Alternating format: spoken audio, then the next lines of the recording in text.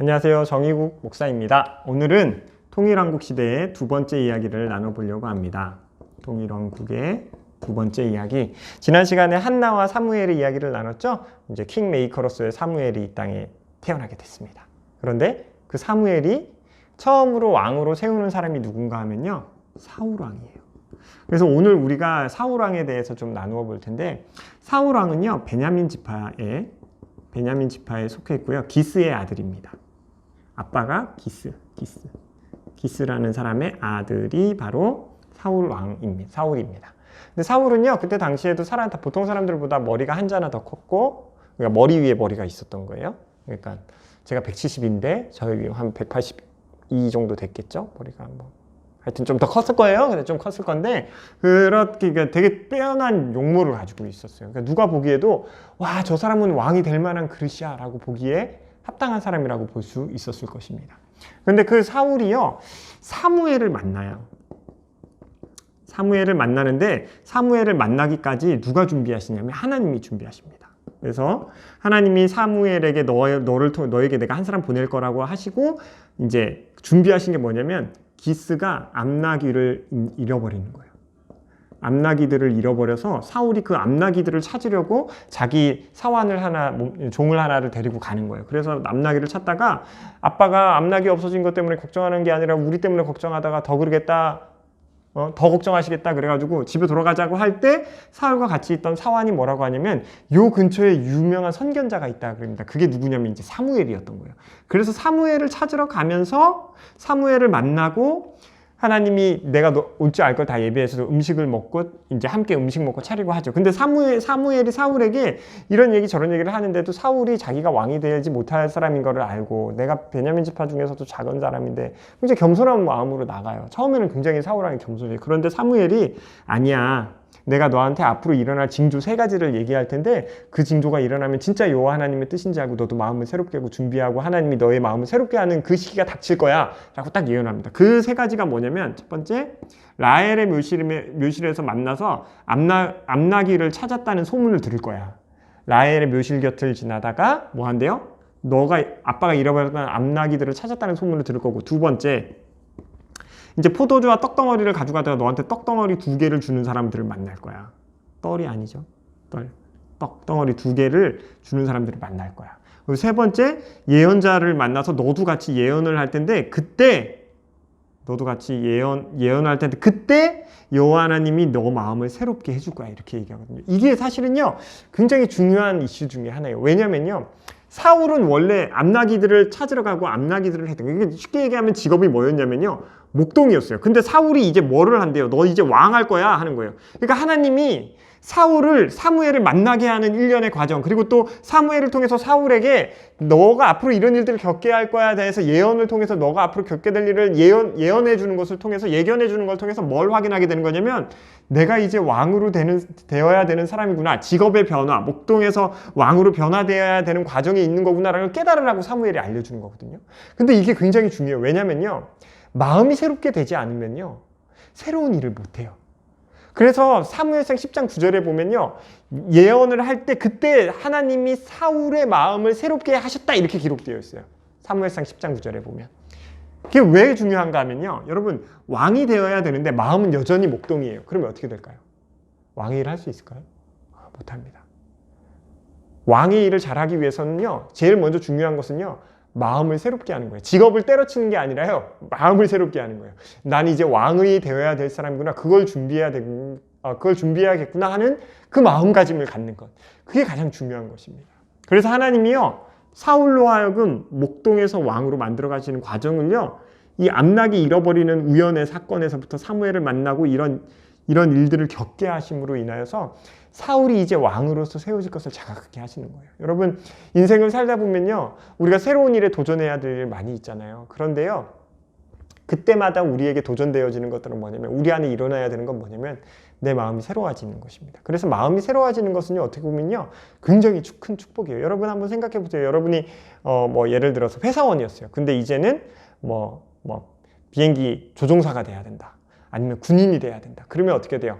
회사에 앉아서 회사 일을 하던 펜대를 잡고 컴퓨터를 만지고 뭐 경영을 하고 하던 그 마인드에서 벗어나서 이제 비행기 파일럿으로 또는 군인으로서의 마인드로 그 마음이 바뀌지 않으면요, 그 일을 제대로 수행할 수가 없다라는 사실입니다.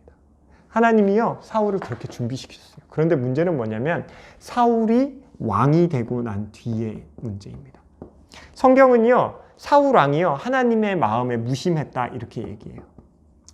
뭐 단어로 무심했다 이렇게 성경에 기록되어 있는 게 아니라 행실을 보면 그래요. 왜 그런가 하면요, 처음에는요, 이 사울 왕이 굉장히 그 백성들을 잘 다스리고요, 실제로 인간적인 마음으로, 인간적인 눈으로 보자면 다윗 왕보다 사실은 사울이 더 왕이라고 보기에 합당한 사람이라고 볼 수 있을 것 같습니다. 그럼에도 불구하고 하나님은요, 사울 왕을요, 하나님의 마음을 무심했던 사람으로 봐요. 왜 그런가 하면요, 첫 번째, 말씀에 순종이 없었어요.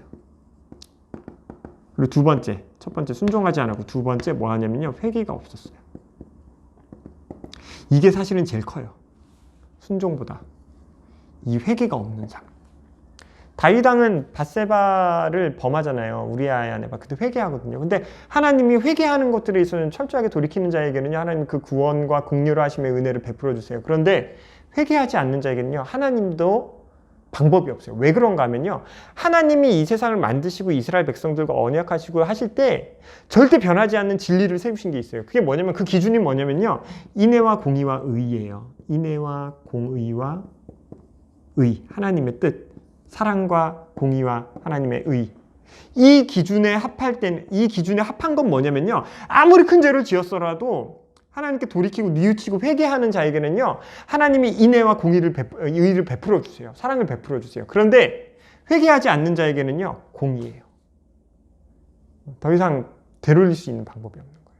근데 사울은요, 그렇게 하지 않아요. 하나님이 처음에는 잘해요. 그런데 하나님 분명히 아말렉 족속을요, 이제 제일 큰 문제만 하나만 짚고 넘어가자면, 아말렉 족속을 진멸하라 그래요. 다 헤렘 전쟁하라고, 이제 다 쓸어버리라고. 옛날에 이제 정복기 시대 때 여호수아가 여리고성을 정복했던 것처럼 하나도 남기지 말고 쓸어버리라 그러는데, 사울 왕이요, 자기 눈에 보기 좋은 것들, 그리고 뭐 사무엘에게 제사하기 위해서 이렇게 좋은 양들을 남겨놨다고 얘기하고, 당신의 하나님께 제사하기 위해서 좋은 것들 남겨놨다고 얘기하고, 또 아각 왕도 죽이지 않고 살려놔요. 아말렉의 왕인 아각 왕도 살려둬요. 전쟁이 시작되기 전까지 분명히 사무엘이 올 때까지 기다려야 되는데 오지 않았다고 또 자기가 마음대로 제사도 드리고, 그러니까 말씀에 순종하지도 않고 이 아각 왕도 살려두고 이제 재물도 남긴 거예요. 그래서 사무엘이 딱 와서 보니까 뭐예요? 이 소들 들리는 소리는 뭐고 다 뭐냐 봤더니, 이제 막 사무엘이 얘기하니까 사울이 핑계를 대긴 되지만 진짜 말 그대로 핑계죠. 그래서 사무엘이 하나님의 말씀을 듣는 순종이 제사보다 낫다는 걸 알지 못하냐고 그러면서 아각을 불러다가요, 그때 당시에 이제 사무엘이 굉장히 노년이거든요. 아각을 정시로부터 가랑이까지 쪼개버려요. 그렇게 처참하게 죽입니다. 하나님이 아말렉을 진멸하라고 하셨던 이유는요, 아말렉 족속이 이스라엘 백성이 출애굽하고 나왔을 때도 아말렉이 굉장히 이스라엘 백성을 괴롭혔거든요. 그래서 뭐 하는 거예요? 하나님이 이 아말렉 하면, 성경에서 아말렉 하면 악의 이제 대명사로 불리는 민족이 바로 이 아말렉 민족입니다. 그래서 하나님이 진멸하라고 했는데 사울 왕이 그거에 대해서 무시해버린 거예요. 하나님의 말씀에 순종하지 않은 거예요. 그리고 아각 왕을 친 다음에 돌아가려고 하니까 뭐예요? 사무엘을 붙잡고 나서 뭐예요? 내가 잘못했다 하지만 회개가 아니었어요. 그때 하는 회개가. 그냥 사무엘의 눈에 보기만 좋으려고 했던 거예요. 왜냐하면 사울 왕이 왕으로 세워지긴 했지만 아직까지 사람들이 누구를 더 신뢰하는 거예요? 사무엘을 신뢰하는 걸 사울 왕이 알고 있었어요. 그래서 뭐 하는 거예요? 자기 옆에서 백성들 앞에 나갈 때 내 옆에 있어달라고 얘기하는 게 뭐예요? 내 보증인이 돼달라는 거예요. 내 후견인이 돼달라는 거예요. 그래서 사무엘이 안 가겠다고 하다가 결국에는 가줘요. 가주기는 하지만 그 일을 겪고 난 뒤후에 하나님이 사울을 버리신 것을 알고 사무엘이 굉장히 밤낮으로 울면서 슬퍼하는 장면이 성경에 기록되어 있습니다. 여러분, 처음에 좋았잖아요. 분위기 좋았잖아요. 그죠?